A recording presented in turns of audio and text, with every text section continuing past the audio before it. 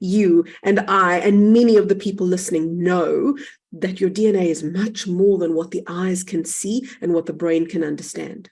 How important is it to live more from the heart in order to be able to experience this multidimensional state of being? Is this also a key? It is. But here's the thing.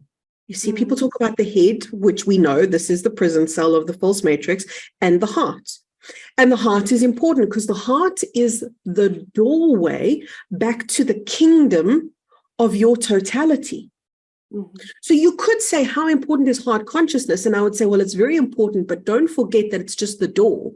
Don't forget that the door leads you somewhere.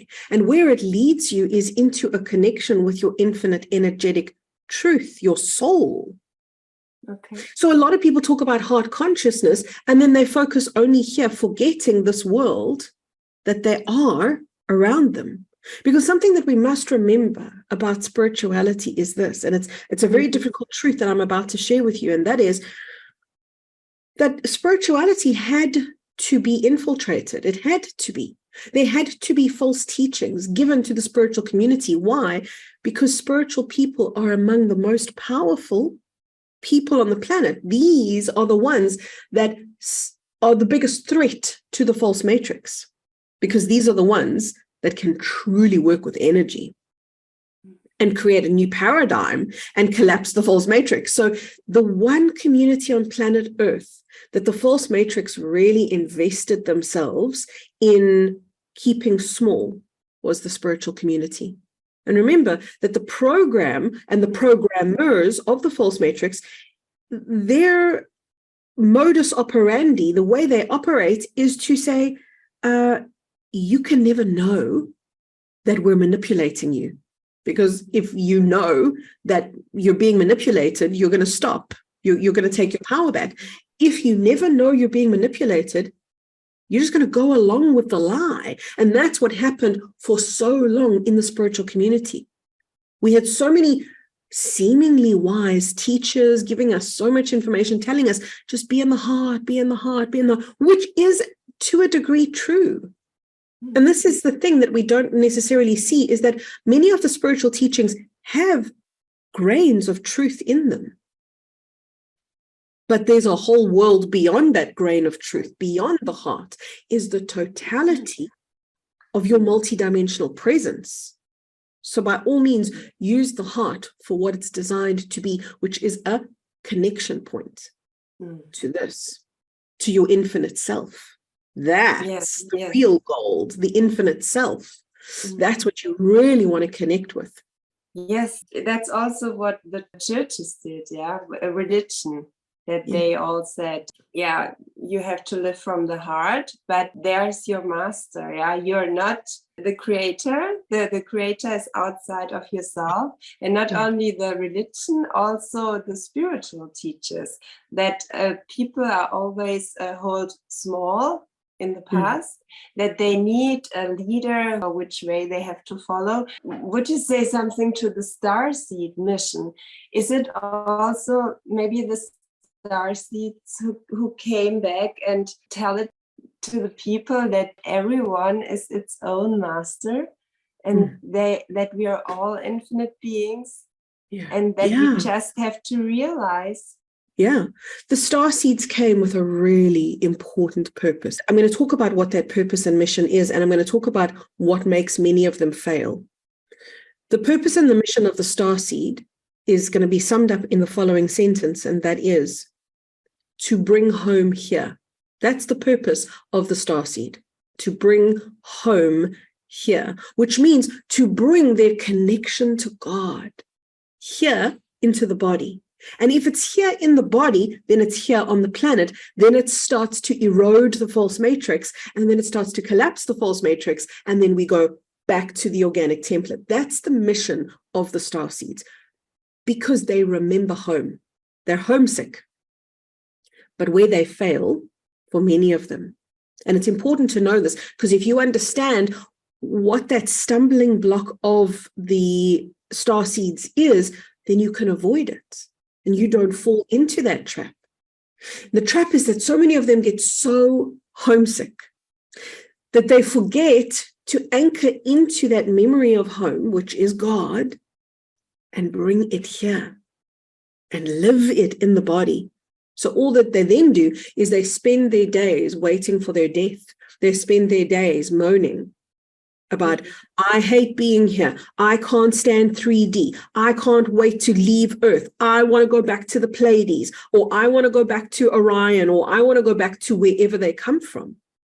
That is a failure of a mission. So the first part of the essential makeup of the starseed is they feel, I don't belong. And they feel that for a very important reason. They feel that they do not belong because they're not a part of the false matrix. The second part of the starseeds, what they bring in, is something in them that remembers another life or another home or another state of being. And that's what facilitates the homesickness. And the homesickness, as we've said, is really important because that is what helps them bring home and anchor home into their bodies.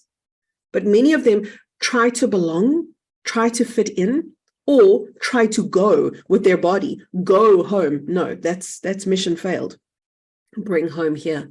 That's the mission of the starseeds. They are the ones who are capable of shifting everything. They're the ones who do not need to be billions and millions even strong. We only need a couple of thousand of them to remember who they are, to bring home here in order to facilitate ascension, because each one of them becomes an endless ripple. Each one of them becomes a beacon of light that affects millions. So these starseeds are among the most powerful, most important people on the planet, and yet they suffer from depression, a lot of them. They suffer from a lot of mental illness, schizophrenia, etc., because the misery program, which is a program of the false matrix, tried very hard with these starseeds to encapsulate them into the prison of the false matrix and prevent them from reaching their potential, to prevent them from reaching home. But the moment a starseed does that, the moment a starseed connects to their divinity, home, and brings it into the body, they are, I want to use this word cured. They are aligned, they are healed. Because that's the missing thing for the starseed. It's almost like everything, whether it's a hormonal imbalance or an emotional issue, everything gets cured, healed for the starseed when they step into their alignment. You're talking about is the ascension symptoms also mostly starseeds have? They have a lot of what we call ascension symptoms, but I think it's important to understand what an ascension symptom is, because there's a lot of people that say to me, oh, for example, they say, I've been bedridden for years because of ascension symptoms. No, that is not an ascension symptom. That is an illness. An ascension symptom is meant to be a passing wave of energy that you are integrating into the body. But because of the programming of the false matrix, many people turn ascension symptoms into illness. And the reason why this happens is because we have been programmed by the false matrix to push against, in other words, to resist something that feels new or unknown. So for example, when a cosmic upgrade comes in, which is a new cosmic frequency that we haven't had access to before in this life or in this body, the body will see that as an invader, as something to be resisted and pushed against. That is what an ascension symptom is. It is the body fighting against an incoming reality. And the incoming reality is not fighting against the body. The incoming reality is just going to sit here. It's just going to sit here in the field and wait for the body to eventually absorb it and integrate it. So ultimately, ascension symptoms are light codes coming in that the body cannot yet integrate. The more time we spend in presence, connection, and stillness, the more we facilitate integration, the less ascension symptoms we're going to have. I don't want people to walk around going, oh, these ascension symptoms are so bad. Oh, I've got a headache. I've got ringing in the ears. I'm dizzy. It's okay to feel that every now and then. And that's a signal to you that something big is shifting. That's great. You want that. That's lovely. You can experience ascension symptoms almost with excitement and go, ooh, cool. This means I've got a big influx of energy coming into the body. But then after a couple of days, that should normalize. That should stabilize. So if people are walking around with ascension symptoms that they've had for years and years and years, that means that they're walking around with energy that they have not yet integrated. And the integration of those light codes is actually going to eliminate the ascension symptoms. What is our DNA really capable of? We heard about in the 3D consciousness, we have a 2-strand DNA, but really it's a 12-strand DNA. So what happens if we are really capable of evolving our DNA?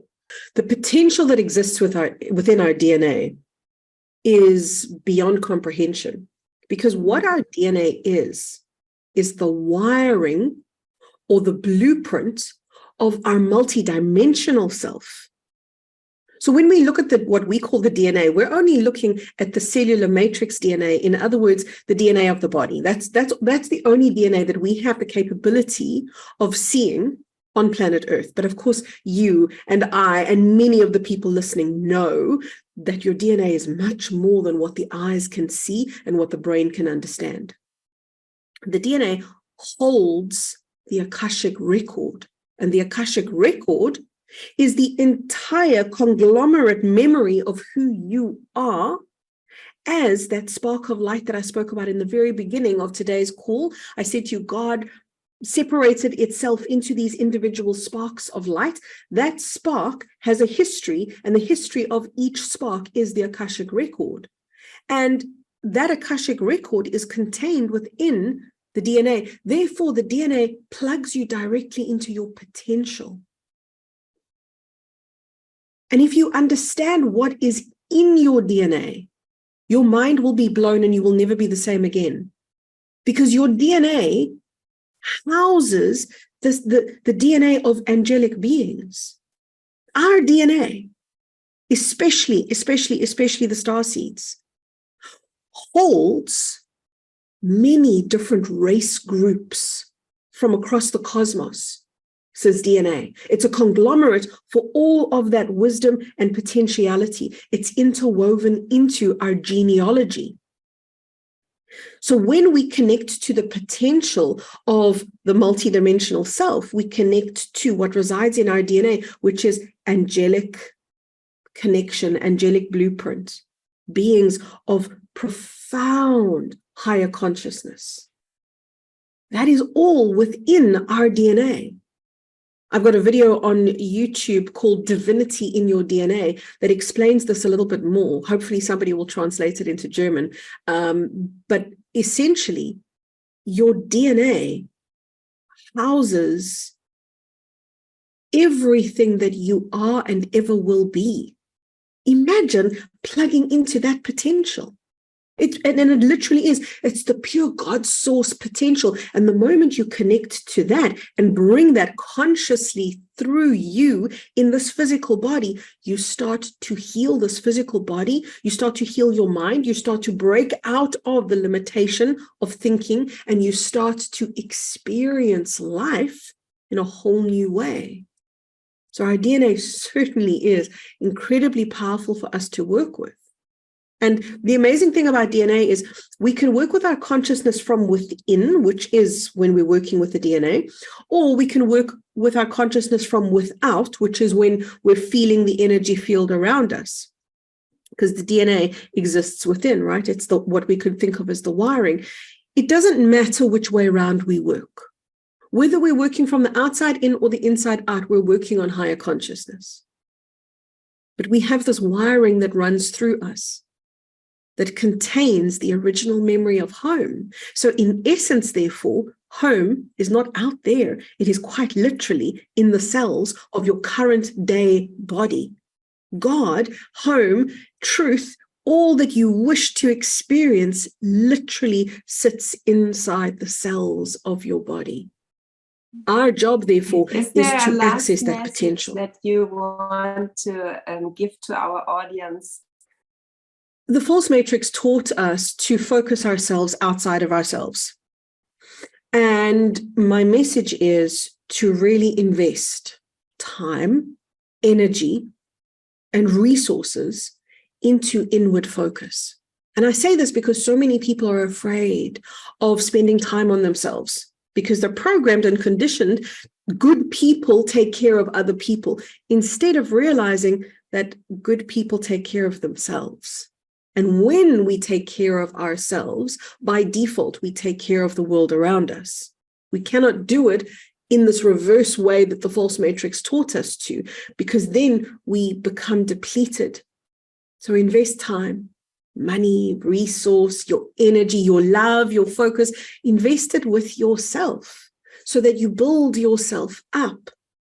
And then you are rich, for want of a better word. You are wealthy, you are rich, and now you can give, But when you are energetically poor, you can't give. You might want to give, but you can't really. You might want to heal or heal others even, or be a facilitator of change and transformation on the planet, but none of that happens until you can fill yourself up from the inside.